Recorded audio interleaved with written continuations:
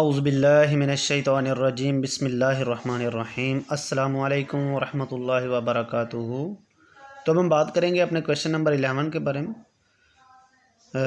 इसकी इंग्लिश में स्टेटमेंट है a resistor of resistance 5.6 ohm is connected across a battery of 3.0 volt by means of a wire of negligible resistance.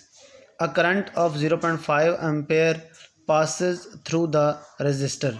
Calculate my dear आपसे उन्होंने तीन चीज़ें required की हैं ए बी सी। ए में उन्होंने कहा है जी power dissipated in the resistor, total power produced by the battery और give the reason of difference between these two quantities. ठीक है, इसकी उर्दू में स्टेटमेंट है एक रजिस्टर जिसकी रेजिस्टेंस 5.6 ओहम है उसे एक मामूली रेजिस्टेंस वाली वायर के ज़रिए 3 वोल्ट की बैटरी के साथ जोड़ दिया गया है।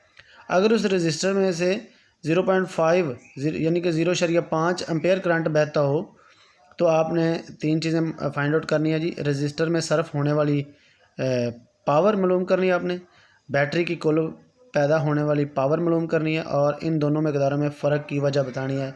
पहली बात तो यह है कि उन्होंने पहले ही बता दिया है कि दोनों में फ़र्क आएगा, तो आपने वो फ़र्क की वजह बतानी कि क्यों फ़र्क आया। तो चलें जी अब इसके सलूशन की तरफ चलते हैं। सबसे पहले हम इसका गिवन डाटा लिखेंगे। गिवन डाटा में हमने सबसे पहले इसका लिखना रेजिस्टेंस। रेजिस्टेंस को आर से ज़ाहिर करते हैं तो हमारे पास कितनी दी हुई है जी आर 5.6 ओहम। उसके बाद उन्होंने इसका दिया हुआ है वोल्टेज। वोल्टेज कितना है जी 3.0 मतलब 3 वोल्ट ही है। उसके बाद दिया हुआ है जी करंट। करंट कितना है, करंट को आई से ज़ाहिर करते हैं वो है 0.5 एम्पेयर। ठीक है, दोनों सूरतों में आपने पावर फाइंड आउट करनी है। ठीक है, यानी कि 2 दफ़ा आपने पावर फाइंड आउट करनी है जी। एक को 1 कह दें, एक को 2 कह दें। अच्छा, ये आप थोड़ा सा अपनी सहूलत के लिए, अपनी आसानी के लिए आप इसको कह सकते हैं कि पहली जो पावर है वो ए वाली है, सर्फ होने वाली पावर, सर्फ होने वाली पावर। और ये क्या है जी कुल पैदा होने वाली, यानी कि पैदा होने वाली पावर।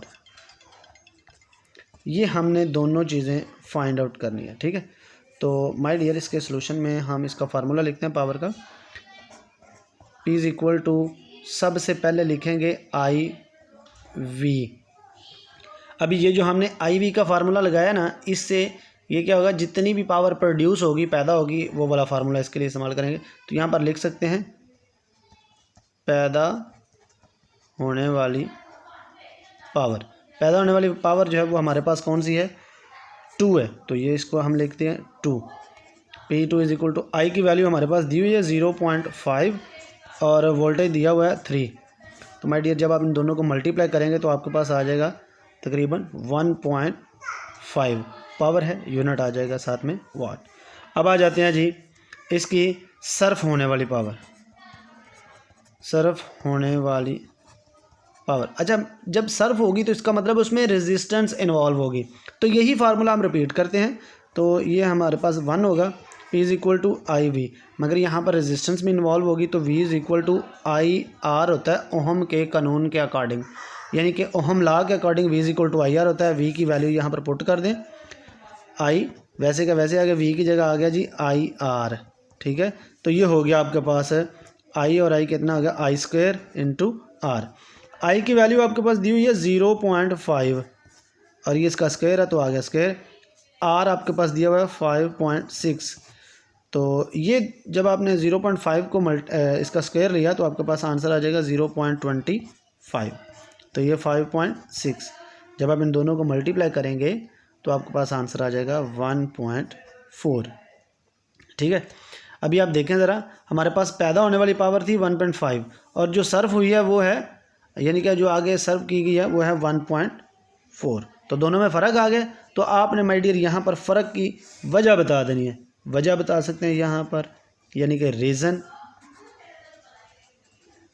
रीज़न क्या है, इसमें कुछ पावर जो होगी, जो पावर का फ़र्क आया तो वो इंटरनल रेजिस्टेंस की वजह से कुछ पावर जो है वो जो ज़ाया हो जाती है।